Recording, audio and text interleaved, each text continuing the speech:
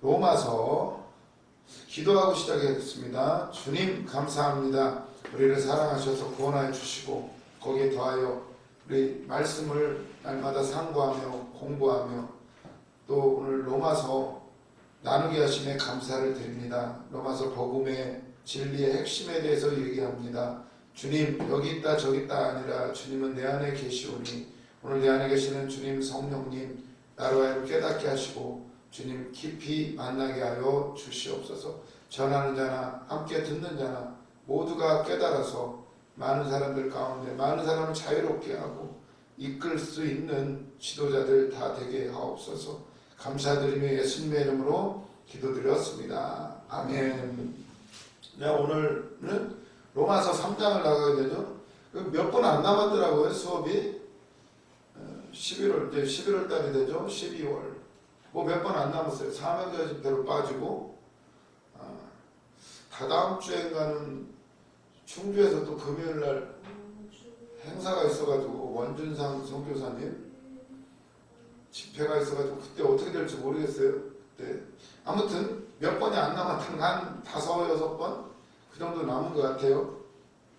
너무 빨리 나가볼게요. 아무튼.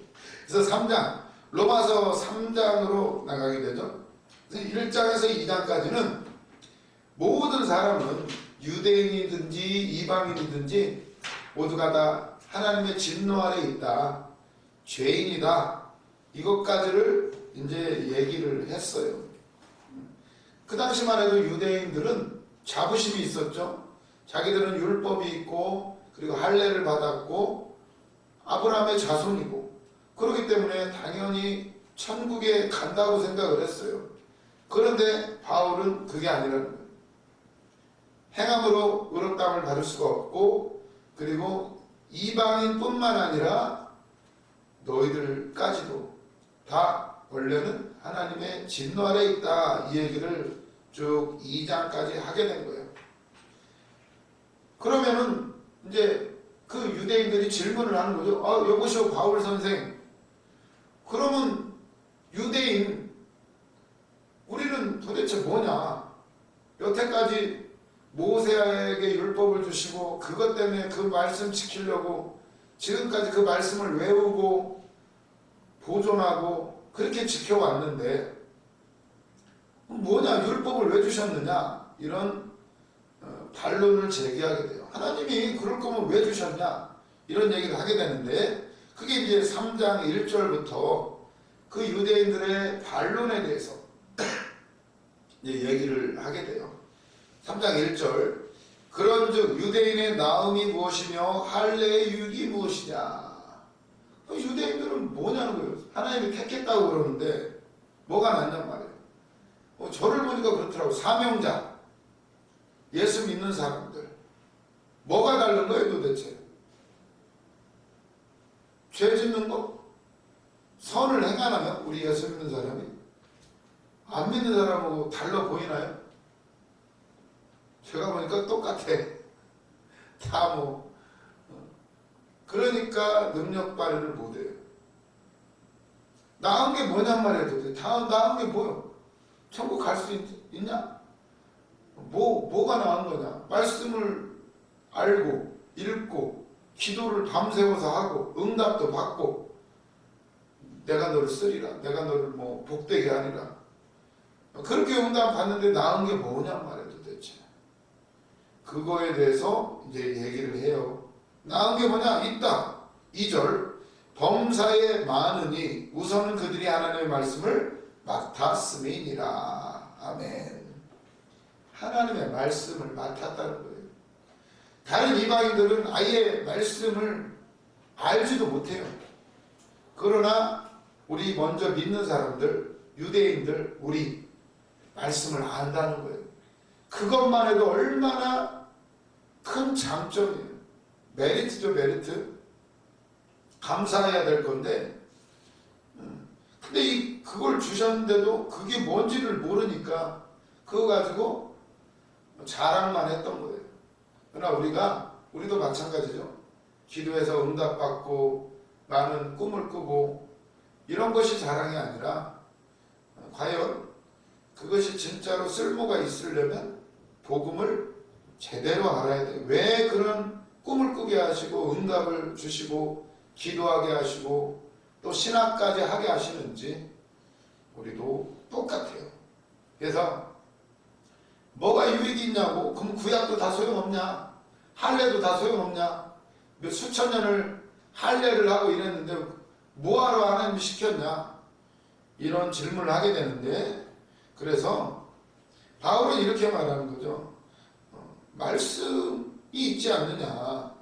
그리고 3절을 보시면 그래서 이 자체가 사도 바울이 말하고자 하는 것은 유대인이라는 것, 할례 받았다는 것, 그게 구원으로 이끄는 것이 아니라는 거예요. 결국 그것 가지고, 할례 받았다고 그것 가지고 하나님의 진노, 심판에서 벗어난다면 하나님 다 그렇게 하라고 했겠죠. 이방인들한테까지도. 근데 그것이 아니기 때문에 유대인들에게만 표본으로 그걸 하라고 했던 거예요. 여기 보면 이 유대인이 뭐가 이점이냐? 말씀을 받았다는 거. 그 말씀 때문에 기도하고 그 말씀을 통해서 하나님을 만난다는 거예요. 이게 유대인들이 이 말씀을 보존하기 위해서 얼마나, 우리가 가지고 있는 이 성경이 진짜 하나님의 은혜예요. 유대인들은 오로지 이 말씀을 평생을 외운 거예요. 가정에서 아침 날마다 예배드리고 또 외우고 또 외우고. 우리처럼 이렇게 설교 같은 거 안 했어요. 그냥 말씀을 외우고 말씀을 필사해요. 그게 이제 서기관들이 하는 얘기죠. 하는 일이에요. 서기관들은 어떻게 해요? 성경을 쓸 때 그냥 쓰는 게 아니고 다 목욕제하고 예배 드리고, 그리고는 한 사람이 성경을 써요. 그런 양쪽에서 두 사람이 잘 쓰나 틀리지 않나를 지켜본다는 거예요. 아주 이것도 아주 선발된 사람들이 하는 거죠. 유대인들은 전부 다 가정에서 그걸 계속해요. 하나님 그거 하라고 했으니까. 이게 참 선택받았다는 거죠. 어떻게 보면 참 불쌍한 면도 있어요. 이걸 지키기 위해서 죽음도 불사하고 얼마나 많은 고생을 했는지 몰라요. 바벨론으로 끌려가고 아수르로 끌려가고 어디 끌려가도 이 말씀 간수하는 것은 생명을 걸고 했다는 거예요. 지금 결국 거기 어디죠? 사해 두루마리, 그 양치는 목동에 양 찾으러 갔다가 어떤 동굴로 들어갔는데 거기서 발견한 게 이제 쿰난 동굴에서 두루마리를 발견했어요. 놀랍게도 오늘날 우리가 가지고 있는 성경하고 토시 하나도 안 틀려요. 그 정도로 이렇게 그게 천 년이 넘게 지났는데도 보존이 됐다는 것이 얼마나 그들 동굴은 습기가 없어요. 습기가 없고. 그러니 이게 그대로 보존이 된다는 거예요. 하나님의 이 섭리는 놀라운 거예요. 그렇게 많은 세월, 1950년대인가요? 그 자유주의 신학자들이 역사가 어떻고 뭐가 어떻고 얼마나 비판을 많이 했는지 몰라요. 성경 이게 믿을 수가 있냐, 어쩌냐 말이 많았는데 그것도 입증이 돼버리네. 입증이 돼요. 항상 놀라운 거예요. 그걸 하나님이 보존하실 때 그 수많은 전쟁과 핍박 속에서 얼마나 그 2차 세계대전에도 유태인들 죽이려고 얼마나 많이 했어요. 그런데도 이 말씀은 살아나요. 그리고 민족이 사라지지 않고. 이런 것만 봐도 참 하나님의 일하심은 놀라워요. 이 정도로 말씀이 보존돼서 우리한테 전해졌고, 그 사명을 맡은 유대인들, 그럼 이점이 없냐? 유대인들이 얼마나 지혜가 희한해요. IQ는 사실 우리나라가 그렇게 높대요. 근데도 그 별로 높지 않은 IQ로 세상을 지배해요. 하나님이 주신 지혜, 그리고 하나님이 붙여주신 거예요. 그런 영권, 인권, 물권 따라갈 수가 없어요. 그렇다면 우리도 마찬가지죠. 이게 말씀을 받았다는 것, 사명을 맡았다는 것이 얼마나 감사해야 되는지를 알아야 되는데 이걸 해야 되나 저걸 해야 되나 고민하면 안 돼요. 이게 얼마나 귀한 일인데, 말씀은 생명이고 그 안에 진리가 있고 모든 사람을 복되게 하는 건데, 우리는 이 말씀을 맡았다는 것에 감사해야 될 줄로 믿습니다. 그래서 이 지식을 통해서 우리는 하나님을 알고 인간을 알고 그리고 예수 그리스도가 왜 필요한지를 알게 돼요.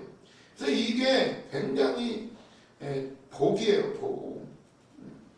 그래서 이 유대인들은 그 성경을 쓰다가 하나님이라는 단어가 나오면 어땠다고 그러죠? 다시 목욕을 했대요. 감히 그 하나님의 이름도 부르지를 않아요. 우리처럼 뭐 십계명에 뭐가 있죠? 나 여호와 이름을 망령되이 일컫지 말라. 하나님의 이름을 망령되이 부르지 말래요. 막 함부로 이름을 막 높은 사람 이름을 함부로 부르면 안 되죠. 큰일 나죠. 아주 극존칭을 쓰는 거죠. 그래서 그 유대인들이 하나님을 이렇게 표기했대잖아요. 알파벳으로 치면 이렇게 썼대요. 이거 읽어보세요. YHWH 이렇게 읽나? 그러니까 이게 발음을 못한대요. 읽어보라고 하면 안 읽는데요. 그 유대인들은. 왜? 하나님의 이름은 담기에도 두려우신 분. 이걸 이제 야훼라고 읽는데 야훼. 그래서 순복음 그 사람들은 성경을 따로 보죠. 아니 이거 이름만 야훼 여호와를 야훼로 바꿔서 성경을 그거나 이거나 똑같아요. 어차피 그분의 이름을 함부로 부르지 않는 그들의 쓸 때마다 하나님 이름이 나오면 다 벗고 다시 몸을 깨끗이 씻고 그리고 딱 기도하고는 하나님 이름 한자를 딱 쓰는 거예요. 그 정도로 이 말씀을 대하는 태도가 얼마나 그러니 뭐 한자라도 틀리겠어요. 그리고 히브리어는 이게 틀릴 수가 없대요. 왜냐하면 점 하나 차이로 달라지는 거라 이게 오류가 없는 글자래요. 우리나라처럼 뭐 이렇게 이런 게 아니고 아무튼 되게 복잡해요. 그 특성상 오류가 나지를 않는다는 거예요. 그렇다면 이것 또한 하나님이 놀랍게 하셨죠. 오늘날 우리 한국을 하나님이 쓰시죠. 지금 막 제2 외국어로 한국어 배우는 나라가 그렇게 많대요. 인기가 많대잖아요. 참 희한하죠. 그런 거 보면은 이 언어, 이 마지막 때에 그렇게 한국어가 그렇게 이 인터넷 시대에 빠르대잖아요. 이렇게 쓰기 아주 편하대요. 이 시대에 맞는 언어인 거예요. 그것 또한 하나님께서 우리나라 사람도 성질이 급하잖아요. 그게 다 하나님 쓰신다는 거예요. 이런 거 보면 참 놀라워요. 옛날에는 이게 조롱거리였어요. 우리나라 사람 왜 이렇게 성질이 급하냐. 빨리. 그런데 이게 오늘날에는 엄청난 장점이에요. 이런 걸 보면 그 시대마다 하나님 이미 예정을 해놓으셨다는 거예요. 내 성격, 다 하나님이 만드신 거예요. 그렇다면 감사해야 될 줄로 믿습니다. 왜 나를 먼저 불렀나? 감사한 거죠. 감사한 거. 미리 알고 먼저 간다는 거죠. 먼저 알았으면 우리가 이 고생을 했나요? 진작에 기도했고 진작에 말씀 받지. 이제라도 알았다는 것에 너 얼마나 감사한지. 그래서 유대인들 할례, 율법, 감사할 조건이지 그게 자랑할 조건은 아니라는 거예요. 그러면서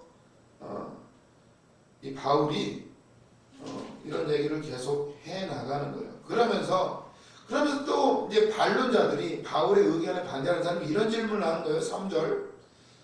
여보시오 바울 선생 당신이 주장하는 거 이거 보세요 하면서 3절 어떤 자들이 믿지 아니하였으면 어찌하리요 그 믿지 아니함이 하나님의 미쁘심을 피하겠느냐 그럴 수 없느니라.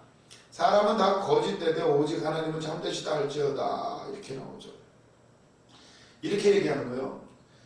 그럼 유대인들의 대다수가 하나님의 말씀 가운데 약속된 메시아 예수를 지금 믿지 않고 있는데 그러면 하나님의 말씀을 맡은 그 유대인들이 예수를 지금 안 믿고 있는데 그러면 그게 무슨 유익이 있냐? 하나님의 말씀을 맡았으면 뭐하냐? 결국 예수 안 믿는데 이렇게 주장을 한단 말이에요. 그런 것은 결국 하나님의 율법이 폐해졌다는 것이 아닙니까? 하나님의 신실성, 하나님은 왜 이렇게 오락가락하십니까? 이런 주장을 하는 거예요. 그럴 때 바울은 그게 아니라는 거예요. 하나님은 당신들이 지키건 안 지키건 하나님은 끝까지 하나님의 약속을 지키신다는 거예요. 하나님의 신실성이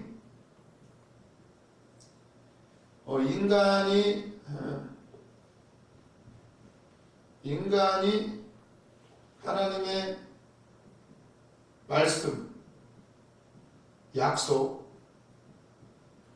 약속을 지키느냐 안 지키느냐에 좌우되지 않는다는 거예요.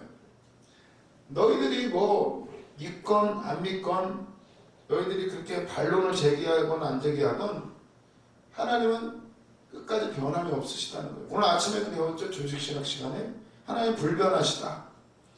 공의적 속성, 비공의적 속성 배우면서 이게 우리에게 좌우되는 게 아니에요. 근데 우리는 착각을 해. 내가 이만큼 하면 하나님이 뭘 하시겠지. 나 아니면 못하지. 좌우가 안 돼요. 그러니까 너를 써준다고 할 때 부를 때 감사하고 아멘하고 가야 되지. 뭐 내가 아니면 깎아볼 거 하나도 없어요. 그냥 부를 때 그냥 감사해야지. 이런 얘기를 하는 거예요. 그렇다고 해서 말씀이 폐해진 것도 아니고 사람들이 실패했다고 해서 하나님의 의와 목적이 사라지는 게 아니라는 거예요. 아니 그 말씀을 맡은 유대인들이 예수를 못 받아들여요. 자기 기준에 안 맞는다고. 자기 기준에 안 맞는, 누구 기준을 따라야 되는데? 하나님의 기준이죠. 이게 신기해요. 말씀을 아무리 맡았어도 하나님이 열어주지 않으면 눈 뜨고 보는데도 안 보이는 거예요. 그 참 희한하죠. 제가 지난주에인가 뭔 일을 하다가 가방을 가지고 쓰레기를 가지고 쓰레기장에 가다가 쓰레기를 놓으면서 가방을 어디에다 놨어요. 그리고 쓰레기를 채우고 그리고는 잊어버린 거예요. 요즘에 그런 현상이 굉장히 많은데 두 가지를 못해요. 그리고 가방은 내려놨는데 또 집에 간 거예요. 가봤더니 가방이 없네. 설교를 해야 되는데 내 손톱책이 어디가 있지? 아무리 찾아도 없는 거예요. 집에도 찾아도 없고 식당에 가봐도 없고 차 속에 가봐도 없고 성전에 가봐도 없고 화장실에 가봐도 없고 아무리 찾아도 없어요. 그래서는 우리 오문혜 강사한테 내 가방 좀 찾아달라고 빨리 좀 찾아달라고. 저는 바빠가지고 또 일이 있어가지고 또 시내에 차 타고 갔거든요. 아니 성경책이 있어야 되는데 그 사이에 갔어요. 빨리 좀 찾아달라고. 그때 바로 전화가 왔어요. 화를 내더라고요. 바로 옆에 있었어요. 아실란가 모르지만 그 항아리가 있어요. 거기다 놨던 거예요. 가방을. 그리고는 잊어버렸어요. 이게요. 그렇게 왔다 갔다 집과 성전을 몇 번을 왔다 갔다 했는데 안 보인 거예요. 바로 옆에 있는데도. 그 참 희한하더라고요. 생각이 굉장히 복잡했어요. 빨리 설교도 준비해야지. 가서 성전 불독해야지. 또 밖에 나가서 뭐 일도 봐야 되지. 갑자기 일이 몰리니까 바쁘니까 몇 번을 왔다 갔다 했는데도 안 보이는 거예요. 생각이 분산이 되어 있어요. 이 인간은 희한하더라고요. 보이는 것만 봐요. 성경도 마찬가지죠. 내가 보고 싶은 것만 봐요. 예배 드릴 때도 마찬가지예요. 내가 듣고 싶은 것만 들어요. 근데 알고 보면 하나님은 이미 다 말씀하셨어요. 예수 그리스도에 대해서 구약에 수도 없이 나오는데 이게 하나님이 가려버리면 안 드러나요. 그냥 오죽 했으면 그 어디에 나오죠? 이게 모세가 수건을 뒤집어 썼을 때 뭐 유대인의 눈이 가려졌다라고 이렇게 비유적으로 표현을 해요. 하나님의 영광. 모세가 사람들이 그거에 주목하니까, 모세의 얼굴이 빛나는 거에 주목하니까 모세가 그걸 수건으로 덮었어요. 근데 희한하게도 아예 덮여버린 거예요. 보지를 못해요. 오늘 우리도 어떤 목적, 어떤 내 기준, 어떤 내 사상, 믿음의 방법, 철학, 그게 깨지지 않으면 안 보여요. 나는 열심히 잘하는 것 같은데 전혀 아니에요. 목사님들은 왜 나보고 뭐라고 할까? 그거 나중에 가보면 보여요. 저도 보여요. 근데 말해줄 수가 없어요. 왜? 시험 들으니까, 도망가니까. 그래서 목사님들이 괴로운 거야. 이걸 저걸 지금 얘기를 해줘야 되나 말해야 되나. 얘기 안 해주면 여전히 잘났다고 저기 하고 말도 안 듣고, 또 말해주면 또 시험 들어요. 주님도 마찬가지겠죠. 우리를 기다리셔요. 그러나 때가 되면 우리에게 참다 얘기해요. 그게 이제 환난이나 연단이라는 이름으로 다가오는데, 그때 깨달으시기를 바랍니다. 이유 없는 게 하나도 없어요. 그게 나를 복되게 하시기 위해서요. 유대인들이 얼마나 고난을 많이 겪거든. 근데 그것도 하나님의 뜻이 있었어요. 그래서 그러면서 하나님의 신실함은 조금도 실패하지 않아요. 인간의 실패에도 불구하고 하나님은 약속을 지키시고 하나님의 약속대로 메시아를 보내셨어요. 그리고 사람들로 하여금 그 예수를 믿는 것이 믿게 해서 하나님의 목적과 계획을 반드시 성취하셔요. 그걸 바꾸지 않으세요. 근데 우리는 막 다른 걸로만 계속 하려고 그래요. 자기 생각대로. 그래서 우리는 먼저 기도해야 될 줄로 믿습니다. 기도하면 하나님이 알려주셔요. 인간은 맨날 이랬다 저랬다 해도 하나님 변함이 없으시다는 거예요. 그 변함이 없다는 것이 얼마나 큰 힘이 돼요. 변함이 없다는 거. 언제나 그분은 우리를 기다리고 계시고 그분이 한번 약속한 건 이루신다는 거예요. 꿈 다 꾸셨죠? 약속 다 받으셨죠? 말씀. 근데 문제는 우리가 그걸 붙잡지를 않아요. 하나님은 그는 막 소망이 막 솟구쳐야 돼요. 나를 쓰신다는데. 얼마나 큰 꿈을 주셨는데. 그리고 또 이런 말을 해요. 인간의 그 불의함 덕분에 하나님의 의로움이 드러나는 거죠. 인간은 불의하고 인간은 죄인이고 그 덕분에 하나님의 의로움이 드러나요. 인간의 죄 때문에 불의함 때문에 하나님의 의가 드러나는데 인간들이 이거를 보고는 뭐라고 말하냐면 아니 우리의 죄 때문에 하나님의 의가 드러났으니까 우리가 지금 하나님한테 잘한 거잖아요. 하나님 내 덕분에 하나님이 거룩하시고 의로우시다는 게 증명이 되잖아요. 그 우리 복 줘야죠 이렇게 말하는 거예요. 이거 말이 돼요? 죄 져놓고 내 죄 때문에 당신이 더 높아지시니까 다 우리 덕분이라는 거예요. 이게 아주 인간 중심적인 사고방식이죠. 인간의 불의 덕분에 하나님의 의로운 속성이 드러나는데 공헌을 했고 그러기 때문에 하나님의 심판에서 우리를 면제해 줘야 된다는 거예요. 이게 말이 돼요? 이런 얘기죠. 내가 죄를 져서 변호사, 검사, 판사들 다 먹고 사니까 니들 내 덕분에 먹고 사는 거야. 이러는 얘기하고 비슷하죠? 이게 말이 돼요? 이런 얘기죠. 5절 보시면 그러나 우리 불의가 하나님의 의를 드러나게 하면 무슨 말 하리요? 내가 사람의 말대로 말하노니 진노를 내리시는 이는 하나님 불의하시냐? 우리 불의가 하나님의 의를 드러나게 했는데 거기에다가 진노를 퍼부신 하나님, 이게 인간들이 이렇게 따지는 거예요. 죄 됐으니까 진노를 하나님 퍼부으셔요. 근데 인간들은 뭐라 그래요? 나 때문에 하나님의 의가 드러났는데 하나님 죄를 우리 형벌을 면제해 주셔야죠. 이렇게 말한다는 거예요. 이게 얼마나 어리석은 얘기예요. 6절 결코 그렇지 아니하니라. 만일 그러하면 하나님께서 어찌 세상을 심판하시리요. 이렇게 나오는 거예요. 그래서 사람들이 인간의 죄가 하나님의 은혜를 더욱 영광스럽게 한다면 아니 하나님이 우리 죄를 심판하는 게 잘못 아니에요? 이렇게 말하는 거예요. 용서해야 되는 거 아니에요? 하나님이 더 드러나는데 하나님이 영광스러워지는데. 근데 이게 말이 안 되는 거예요.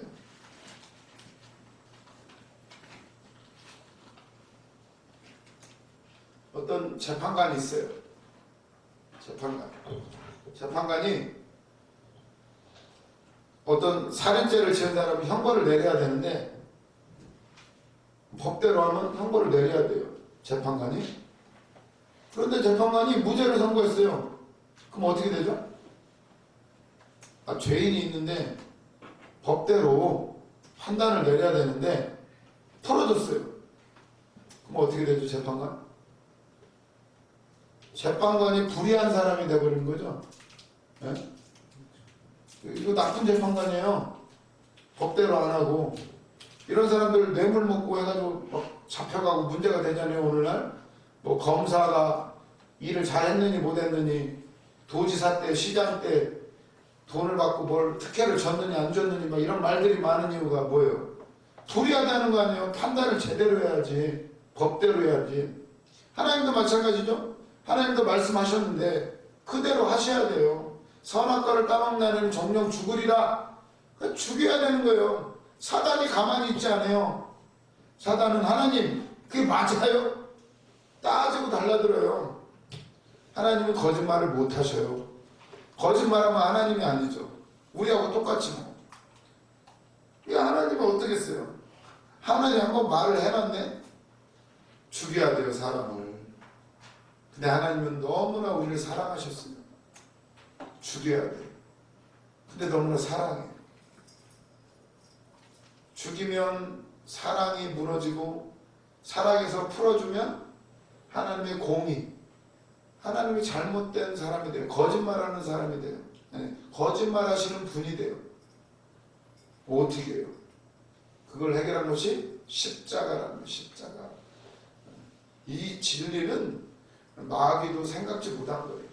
그냥 예수님 죽이면 끝날 줄 알았어요.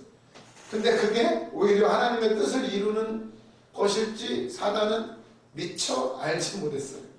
이게 하나님의 지혜는 놀라워요. 그렇다면 그 지혜가 우리를 이곳까지 인도했다면 우리는 신뢰해야 된다는 거예요. 그걸 믿지 못하고 오락가락 하면 불쌍한 거예요. 불쌍한 거. 우리에게 믿음을 주셨다는 것에 감사하시기를 바랍니다. 그 다음에 7절 보세요. 그러나 나의 거짓말로 하나님의 참되심이 더 풍성하여 그의 영광이 되었다면 어찌 내가 죄인처럼 심판을 받으리요. 세상에 믿지 않는 사람도 이런다는 거예요. 아니 하나님 내 덕분에 하나님이 영광스럽잖아요. 그다음 나 심판하시면 안 되죠. 막 이런다는 거예요. 그랬더니 8절 또 그러면 선을 이루기 위하여 악을 행하자. 그러니까 이러는 거예요. 우리가 더 악을 행하면 나 때문에 하나님이 더 영광이 드러나는 것 아니냐. 그러면서 더 많은 선을 위해서 나는 더 죄를 지어야 되는 거 아니냐. 이런 이상한 말을 한다는 거예요. 어떻게 돼요? 어떤 이들은 이렇게 비방해요. 우리가 이런 말을 한다고 하니 그들은 정죄받는 것이 마땅하니라. 이렇게 말을 하는 거예요. 이게 참 인간의 생각으로 기준으로 믿는다는 것이 바로 이와 같아요. 죄는 자기들이 져놓고 하나님한테 따지는 거예요. 그래서 보면 그래서 너희들이 이걸 모른다는 거예요. 9절 보면 그러면 어떠하냐? 우리는 나으냐? 결코 아니라 유대인이나 헬라인이나 다 죄 아래에 있다고 우리가 이미 선언하였느니라. 기록된 바 의는 없나니 하나도 없으며 깨닫는 자도 없고 하나님을 찾는 자도 없고 다 치우쳐 함께 무익하게 되고 선을 행하는 자는 없나니 하나도 없도다. 결론은 모두 다 죄 아래에 있다는 거예요. 죄 아래에 있다는 말은 죄의 지배와 통치 아래에 있다는 말이에요. 죄가 끌고 가요. 사실 지금 우리가 우리 뜻대로 하는 것 같죠? 아니에요. 죄가 우리를 끌고 가는 거예요. 그래서 믿음은 그걸 믿으라는 거예요. 예수님이 이미 십자가에서 죽으실 때 나를 끌고 다니는 그 죄가 이미 끝났음을 믿으라는 거예요. 근데 그게 믿어지지 않는 거예요. 말로는 안 돼요. 그래서 죄 아래에 있다는 것은 또 하나님의 진노 아래에 있다는 말이에요. 하나님은 죄에 진노하셔요. 모든 사람이 죄인인데, 그리고 의인은 한 사람도 없다는 얘기예요. 모든 사람이 죄인이라는 것은 의인은 하나도 없다. 의인은 하나님의 말씀을 지키면 의인이 돼요. 의인은 다른 게 기준이 아니에요. 하나님의 말씀을 지키는 거예요. 아담이 왜 죄인이 됐어요? 왜 죽게 되었어요? 하나님의 말씀을 지키지 않는 거예요. 선악과를 먹어버리고 말았죠. 의인, 율법, 말씀을 지키는 거예요. 말씀을 지키는 것. 근데 인간은 의인이라는 기준이 뭐예요? 인간적인 기준으로 보면은 내가 너보다 착하다. 이 얘기는 내가 너보다 착하다는 기준으로 얘기를 해요. 그러죠? 내가 너보다 좀 낫다. 근데 하나님 편에서 보면 다 똑같아요. 죄인인 건 똑같다는 거예요. 그럼 우리 기준이에요. 나는 괜찮다고 생각하는 게, 나는 기도하니까 괜찮고, 나는 능력이 있으니까 괜찮고, 근데 하나님 보실 때는 그 사람이나 이 사람이나 다 똑같이 죄인이에요. 그래서 보면, 왜냐하면 율법에 다 지키고 하나만 어겨도 그건 죽음이에요. 죄인이고. 다 지키시는 분 없어요. 조용기 목사님 다 안 돼요. 우리 목사님 다 안 돼요. 그럼 뭐요? 다 똑같아요? 그러면 어차피 죄인인데? 아니, 우리는 의인이 된 것을 믿으시기를 바랍니다. 그래서 이 복음이 필요한 거죠. 근데 의인도 없고 깨닫는 자도 없대요. 그나마 말씀이라도 깨달으면 좋은데 깨달을 수도 없다는 거예요. 하나님이 알려주셔야 돼요. 그리고 하나님을 찾는 자도 없대요. 하나님을 찾나요? 지난주에 강사님이 그랬죠. 복이 먼저냐 하나님이 먼저냐. 사실 기도가 하나님을 만나고 그분을 만나면 나에게 복은 당연히 따라오게 되어 있는데, 우리는 사실 먼저는 문제 해결 받으려고 대부분 와요. 그러면서 이제 더듬어 발견하게 되죠. 야곱도 마찬가지였죠. 야곱도 돌베개 메고는 하나님이 꿈으로 사닥다리를 오르락, 천사가 오르락내리락 하는 것을 보고는 야곱이 하나님 앞에 소원을 해요. 하나님, 내가 집으로 무사히 돌아오면 하나님께 11조를 드리고 이곳에 교회를 세우고 끝까지 하나님을 섬기겠습니다. 이렇게 소원을 해요. 나에게 입을 옷과 집을 주시고 돌아오게 하시면, 이렇게 말하는데 거꾸로 됐어요. 사실은 그것이 깨지기까지 수많은 시간이 걸리죠. 하나님을 찾는 자도 없고 다 치우치게 무익하게 되고 선을 행하는 자도 없다니 하나도 없도다. 이게 우리 인간의 모습이에요. 13절에는 또 이렇게 표현을 해요. 모든 사람이 부패했는데 이것을 이렇게 표현하죠. 그들의 목구멍은 열린 무덤이요. 목구멍이 열린 무덤이요. 사람이 있으면 이 목구멍이 무덤이에요. 무덤. 목구멍이 무덤이고 그 다음에 혀. 목구멍은 열린 무덤이요. 이게 연결되어 있죠. 지금 목구멍, 그 다음에 뭐예요? 혀, 그 다음에 입술, 그리고 입. 목구멍, 혀, 입, 입술, 입 전체가 이제 입이죠. 이걸 통해서 말하고 먹고 마시고 다 하게 되어 있는데, 아니 총체적으로 다 그냥 다 부패했다는 것을 얘기하는 거예요. 이 인생을 얘기하는 건데, 목구멍은 열린 무덤이요, 그 혀로는 속임을 일삼고, 그 입술에는 독이 가득하고, 그 입에는 저주와 악독이 가득하고. 아예 그냥 사실 우리 인간은 모든 삶이 이 입으로 다 이루어져 있어요. 먹고 마시고 말하고 뽀뽀하고 다도 입으로. 목구멍. 여기로 음식이 넘어가야 살고, 또 여기서 폐에서 바람을 불어넣어가지고 혀로 움직여서 말이 나오게 되는 거죠. 근데 이 전체가 다 무덤, 독, 저주, 악독. 15절, 그 발은 피 흘리는데 빠르고 파멸과 고생이 그 길에 있어 평강의 길을 알지 못하였고 그들의 눈앞에 하나님을 두려움이 없느니라 함과 같으니라. 이렇게 나와있죠. 아주 총체적으로 부패했어요. 인생이 조금 부패한 게 아니라 전부 다 전적 부패라고 얘기하죠. 칼빈도 그런 얘기를 했는데, 전적 부패, 전적 타락. 그러니까 조금 타락한 게 아니라 아예 전부예요. 전부. 아예 무덤에서 시작을, 무덤, 독이 가득하고, 독이 가득하면 죽는 거죠. 거기에서 저주가 나오고, 그 저주를 또 받는 사람은 또 그 말대로 이루어지고, 인생이 그걸로 항상 다 멸망하는 거예요. 이게 아주 치명적이라는 것을 이게 비유를 들여서 말씀하고 있고, 그래서 죄인은 이 인생이 모두 죄인이라는 것을 이렇게 말을 하고 있어요. 결국 그렇게 되는 이유가 18절이죠. 결론적으로 왜 이렇게 되느냐? 하나님을 두려워하는 게 없어요. 하나님에 대한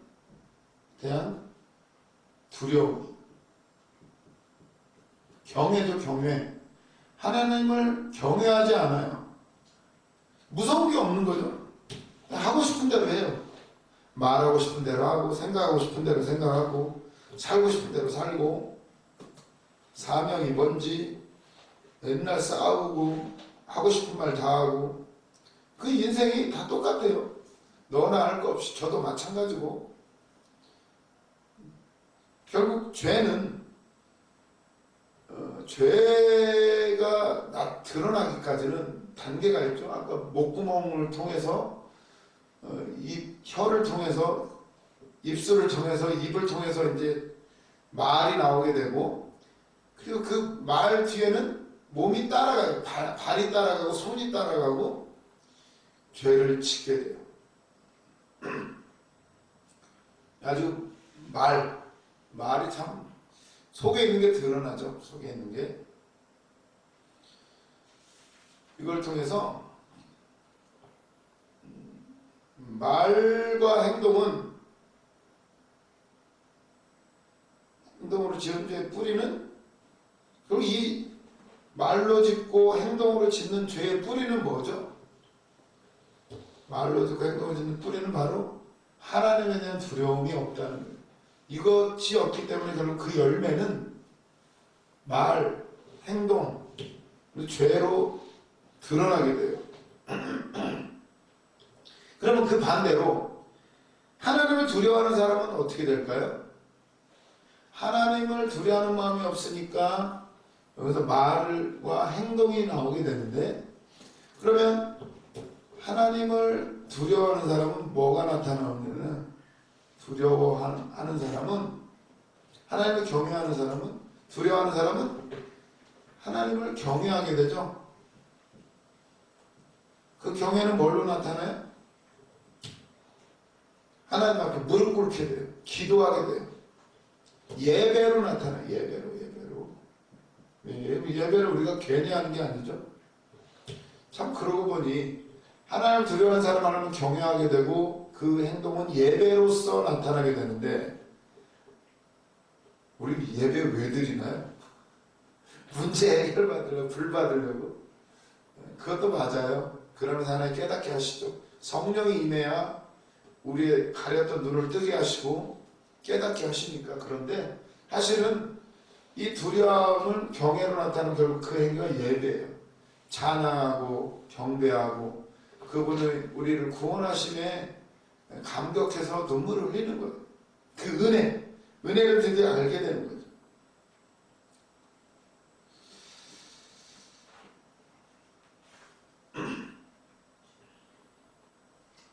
그래서 죄인의 가장 큰 특징은 두려움이 없다는 거예요.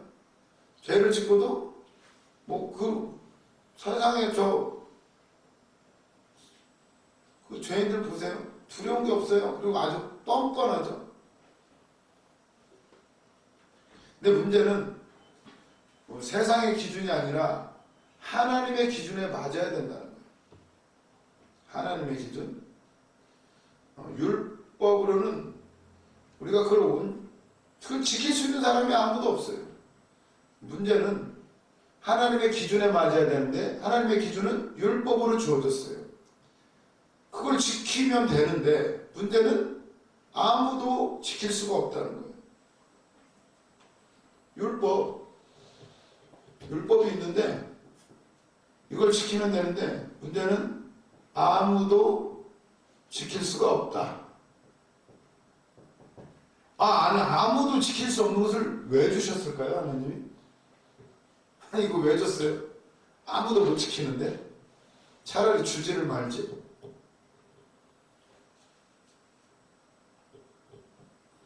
그 이유가 이제 19절에 나오죠.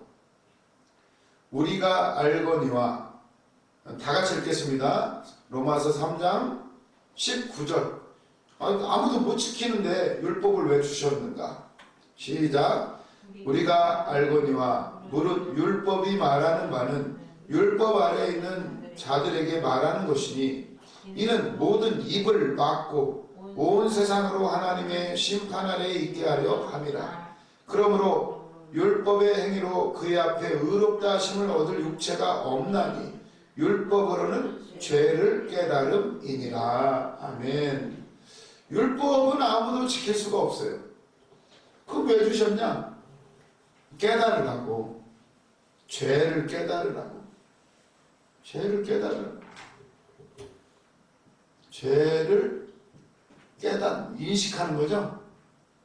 나를 죄인이라는 걸 깨닫는 거예요.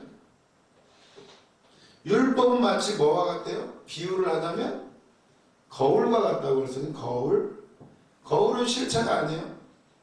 비춰보는 거예요. 율법이라는 거울에 우리의 죄를 비춰보는 거예요. 그러니까 거울을 왜 봐요? 어디 뭐 머리 스타일은 괜찮은가? 이빨에 고춧가루는 끼지 않았는가? 보는 거예요. 거울을 통해서. 근데 거울 자체는 우리의 때를 없애주지 못해요. 그것처럼 율법이 우리를 깨끗게 하지는 못해요. 죄를 씻지 못해요, 율법이. 근데 왜 주셨어요? 율법이 거울이라면 거울을 통해서, 율법이라는 거울을 통해서 우리의 죄를 보게 되는데 문제는 이 거울 본다고 여기 뭐 묻은 게 씻어져요? 닦아져요? 거울 보면 싹 사라져요? 그냥 뭐 묻었구나 이렇게 아는 것처럼 율법을 통해서 죄를 깨닫게 되죠. 율법을 통해서, 거울을 통해서 때를 본다고 치면 뭐라 그래야 돼? 얼룩을 본다고 치면 거울을 통해서, 율법을 통해서는 죄를 보는 거예요. 죄를 깨닫게 돼. 거울이 때를 깨끗게 해주지 못하는 것처럼 율법이 죄를 씻어주지는 못해요. 그런데 왜 율법을 주셨어요? 율법이 죄를 씻어주지는 못하지만 그리스도를 바라보도록 해줘요. 나 죄인이구나. 씻을 수 없구나. 말씀을 지킬 수 없구나. 결국 죽어야 되는구나, 지옥에 가야 되는구나. 방법은 하나님이 알려주셨죠. 십자가를 바라보라고. 십자가, 예수 그리스도를 바라보라고. 율법을 통해서 비춰보니까 내가 죄인인 거야. 때가 묻었네, 얼룩이 있네, 얼굴이 시커하네, 닦아야 되겠네. 닦는 방법은 예수 그리스도의 보혈의 피밖에 없으니까 그걸 바라보게 하는 거예요. 그래서 우리가 말씀을 봐야 되는 이유도 계속 점검하는 거예요. 나는 죄인이었지만 지금 내가 사는 것은 내 안에 예수 그리스도, 그 영이 내 안에 있다는 걸 계속 보는 거예요. 이렇게 사는 건 안 되는 거죠. 그분이 내 안에서 일하시는데 그걸 계속 볼 때 이제 나도 모르게 말씀대로 살게 돼요. 그러나 말씀도 안 봐, 기도도 안 해. 그러면 어떻게 돼요? 말씀만 보면 율법주의자가 돼요. 지키지도 못하면서 아는 척만 더럽게 해요. 뭐 꿈을 꿔왔네, 뭐 응답을 받았네. 말만 하지 하나도 못 지켜요. 기도만 하죠. 기도만 하면 어떻게 또 속아요. 귀신이 주는 건지 하나님이 주는 건지 하나도 모르고 그냥 이리 끌리고 저리 끌리고 봤다 들었다 난리가 나요. 말씀을 봐야 돼요. 이게 십자가인지 아니면 사단이 나를 유혹하는 건지. 말씀과 기도를 통해서 나아가는 방법밖에 없어요. 영이 하셔요. 성령이. 율법 자체는 우리의 죄를 없애주지 못하지만 율법은 우리에게 우리 죄를 씻어주시는 그리스도를 바라보게 한다는 거예요. 그러면서 이제 바울이 뭐라고 말해? 이제 드디어 이신칭에 대해서 21절에서 마지막 절까지 얘기를 하게 되는 거예요. 로마서 3장. 율법으로는 죄를 깨달음이니라 이렇게 말을 하고 21절부터 이제는 율법 외에 하나님의 한 의가 나타났으니 율법과 선지자들에게 증거를 받은 것이니라. 아멘. 율법 외에 이제 율법으로는 거울을 보는 것 같이 내가 무슨 죄가 있나, 때가 묻었나 안 묻었나 이걸 보는 건데, 보고 나서는 이제 한 율법 외에 한 의가 있다는 거예요. 의가 나타났다는 거예요. 여기 아주 중요한 단어가 나오죠. 율법 외에 한 의가 나타났으니 바로 22절 곧 예수 그리스도를 믿음으로 말미암아 모든 믿는 자에게 미치는 하나님의 의니 차별이 없느니라. 아멘. 이 의는 인간의 의가 아니고 하나님의 의예요. 하나님의 의는 차별이 없어요. 인간의 것은 얼마나 차별이 많아요. 네가 더 의롭네, 네가 착하네, 내가 착하네, 서로 따지지만 하나님의 의는 완벽하시고 차별이 없어요. 이 의는 예수 그리스도를 믿는 거예요. 믿음. 예수를 믿음. 차별이 없어요. 믿으면 돼요. 부자도 가난한 자도 백인, 흑인, 황인 다 똑같아요. 차별이 하나도 없어요. 그래서 23절 보면 모든 사람이 죄를 범하였음에 하나님의 영광에 이르지 못하더니 그리스도 예수 안에 있는 성령으로 말미암아 은혜로 값없이 의롭다 하심을 받았느니라. 이렇게 나오죠. 세상의 모든 종교는 행함을 강조해요. 유교는 뭘 주장하나요? 예라고 배웠나? 이게 갑자기 학교에서 배운 것도 생각이 안 나네. 그거예요. 굉장히 따지죠.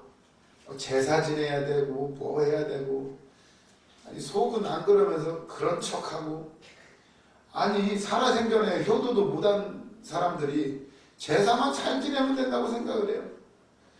아니 생전에는 부모님 찾아뵙지도 않으면서 이미 다 돌아가셨는데 뭘 그렇게 그날을 지키는지, 그러면서도 효도했다고 생각을 해요. 얼마나 어리석어요. 근데 우리 기독교는 달라요. 불교도 어떤가요?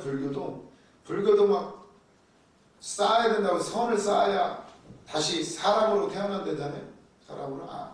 안 그러면 죄값으로 버릇한 짐승으로 태어난대. 짐승으로. 그니 얼마나 힘들어요. 그래서 막 개한테도 잘해야 되고 막 고양이한테도 잘해야 되고 막 이러죠. 얼마나 불쌍해요. 근데 성경은 인간의 행함이 아니라 다른 율법의 하나님의 한 의, 바로 예수 그리스도를 믿음으로 받는 구원, 이신칭의, 예수 그리스도를 믿음으로 이신칭의 믿음으로써 의롭다 칭함을 받는다. 이게 이제 3장 마지막 부분의 주제예요. 이신칭의, 오로지 믿음으로 구원받는, 믿음으로 의롭다 하심을 받는다는 것을 얘기하게 돼요. 칭의. 칭의의 핵심은 뭐냐면 의롭다 하신다. 칭의의 핵심은 첫 번째, 칭의라는 것은 첫 번째 무죄 선고예요. 무죄다. 우리는 무죄예요. 이제 죄가 없어요. 무죄 선고. 반대말은 유죄 선고죠. 이건 정죄죠. 정죄. 너 잘못했어. 죄졌어. 정죄. 유죄 선고죠. 우리는 무죄 선고를 받은 사람이에요. 그런 의미가 있죠. 근데 이 칭의는 두 가지로 나타나게 돼요. 죄의 용서와 의의 성취로 나타나게 돼요. 죄가 용서받았고 그 의가 이루어진 거예요. 의의 성취. 죄 용서. 그 무슨 얘기냐면 우리가 죄 지어서 옷이 더러워졌어요. 먼저 칭의는 그 죄의 옷을 벗어버린 것을 의미하게 돼요. 죄 용서는 그 더러운 옷을 벗은 거죠. 벗었어요. 이제 빨가 벗었죠. 그거 가지고 천국에 들어가요. 죄 용서 빨가 벗었어. 들어가요? 옷을 입어야 돼요. 옷을 입어. 그게 바로 의의 성취예요. 옷을 입어야 되는데 무슨 옷을 입어야 돼? 의의 옷. 의의 옷. 바로 예수 그리스도의 의의 옷. 이게 이제 죄의 옷을 벗는 거. 이게 의의 예수 그리스도의 의의 옷을 입는 거예요. 의의 옷을 입는 거. 입어야 돼. 벗었으면 입어야 돼요. 입는 거. 거기까지 나가야 되는 거예요. 그게 이제 바로 칭의, 무죄 선고의 의미예요. 결국 이 얘기는 의의 옷, 이것은 내 노력으로 입는 게 아니에요. 내 노력으로 바로 예수 그리스도의 은혜, 십자가의 은혜로밖에 되지 않는다는 거예요. 우리 인간은 칭의를 받느냐 정죄를